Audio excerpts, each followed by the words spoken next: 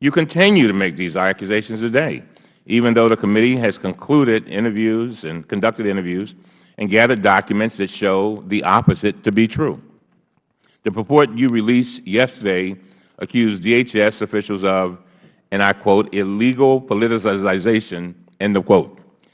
It claimed that political considerations were an important factor in the process.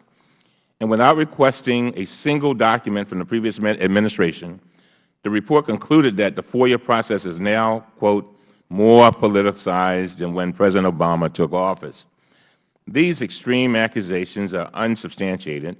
In preparation for today's hearing, my staff examined 8 different allegations in detail.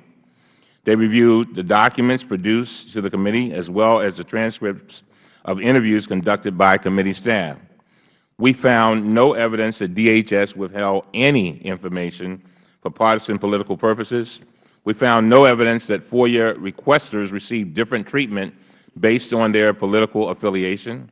And we found no evidence that DHS officials implemented the FOIA process to advance partisan political objectives.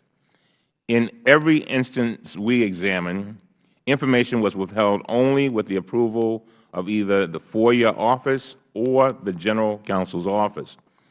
This is not just our assessment, and I repeat that. This is not just our assessment. This is also the conclusion of the DHS Inspector General, which issued a report yesterday refuting these specific allegations. This is what the IG investigator said. After reviewing information and interviewing DHS FOIA experts, we determined that the significant request review process did not prohibit the eventual release of information.